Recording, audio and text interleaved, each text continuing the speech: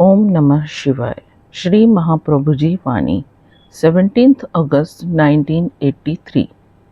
कल प्रातःकाल से हैड़ाखंडेश्वरी देवी के लिए अनुष्ठान पूजा आरंभ होगी और हैड़ाखंडेश्वरी सप्तशती का 1008 बार पारायण होगा। सभी लोगों को प्रातःकाल या सायंकाल पाठ में भाग लेना चाहिए। जिस तरह आप मंदिर में जाते हैं उसी तरह धुनी में भी जप व ध्यान के लिए जाइए। फिर भी मुख्यतया केवल कर्मयोग की ही होनी चाहिए। बिना कर्मयोग के जीवन में उन्नति नहीं हो सकती। केवल भौतिक व सांसारिक उन्नति के लिए ही नहीं, आध्यात्मिक उन्नति के लिए भी कर्मयोग की बहुत बड़ी आवश्यकता है। मैं एक अकर्मण्य व्यक्ति को मुर्दे के समान समझता हूँ। केवल कर्मयोग से आप आगे बढ़ सकते हैं। आपका मन शुद्ध हो जाएगा, शुद्ध विचार आवेंगे। कर्मयोग आपके स्वास्थ्य के लिए भी लाभदायक है। आपको भूख लगेगी और गहरी नींद आवेगी। जिस व्यक्ति को अच्छी भूख लगे और गहरी नींद आवे, यह अवश्य स्वस्थ मनुष्य होगा और स्वस्थ मनुष्य ही संसार में कुछ कर सकता है। मैं आपको बता चुका हूँ कि योग कई प्रकार के होते हैं, परंतु कर्मयोग ही सबसे महत्वपूर्ण व आवश्यक योग है। पहले कर्मयोग होना चाहिए, उसके बाद अन्य योगों का अभ्यास भी कर सकते हैं।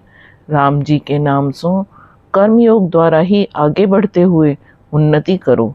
श्री रामचंद्र जी व श्री कृष्णचंद्र जी के समय से बड़े बड़े धार्मिक ग्रंथ लिखे जा चुके हैं। वे सभी कर्मयोग का महत्व बतलाते हैं और इसकी महानता की शिक्षा देते हैं। ईसा मसीह एक कर्मयोगी थे और मोहम्मद साहब ने भी कर्मयोग के पथ को अपनाया था।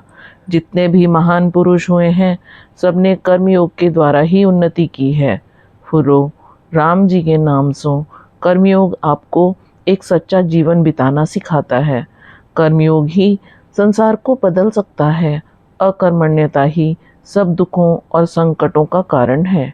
राम जी के नाम सो राम, स्टालिन, मुसोलिनी, हिटलर सभी कर्म द्वारा ही क्रांति लाए। जो कुछ भी उन्होंने किया कर्म से किया। एक कर्म में अपना पूर्ण ध्यान केंद्रित कर ही उन्होंने सफलता पाई। उनके कर्म के प्रभाव से संसार कांप उठा। उन्होंने दुनिया को बदल दिया। राम जी के नाम सो कर्मयोग तत्काल फल देने वाला होता है। क्या आज तक जो कुछ यहाँ पर हो रहा है उसका किसी भी प्रचार के माध्यम के द्वारा प्रचार किया जा रहा है? फिर भी कर्म की शक्ति के प्रभाव से विश्व भर के लोग, सारी सृष्टि ही यहाँ खींची चली आ रही है, जैसे कि आंधी तूफान से उड़ा करके लोग लाए गए हों।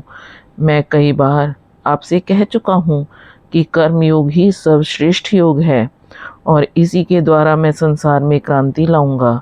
यह भी बार बार कह चुका हूँ कि सबसे ऊंची वस्तु कर्मयोग है। मैंने बार बार यह भी कहा है फुरो, यह क्रांति इतनी भयंकर होगी कि यह मनुष्य के दिल दहला देगी। यह क्रांति संसार से वृक्ष और पत्तियों को भी मिटा देगी और यह आणविक शास्त्रों के प्रयोग से होगा। राम जी के नाम सो मैंने आपको कर्मयोग की शिक्षा बार बार दी है। प्रत्येक तरह से हमें कर्मयोग से ही आगे बढ़ना है। सब कुछ हो जाएगा। शक्ति को केंद्रित कर उसकी रक्षा करो।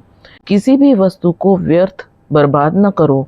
जब आवश्यकता हो तभी काम में लाओ।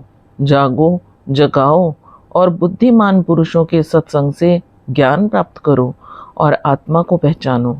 दृढ़ निश्चय करो, पूर्ण रूप से ध्यान केंद्रित करो और अपने लक्ष्य की प्राप्ति करो। राम जी के नाम से संसार में किसी चीज़ की कमी नहीं है, परंतु भाग्यहीन मनुष्य और कर्महीन मनुष्य कुछ नहीं पाते हैं। जो मैं आपको बता रहा हूँ यह बस फुरो मंत्र है। फुरो मंत्र अविनाशी है। पिंड काचा, शब्द साचा। राम जी की ताई ऐसे मनुष्य हैं जो कि 9 कम 100 हैं और कुछ ऐसे हैं जो 100 कम 9 हैं, अर्थात संसार में भांति भांति के लोग हैं और अवस्था के अनुसार भी भेद ही है। राम जी की ताई आज भाषण यहीं समाप्त होगा। जय महामाया की जय।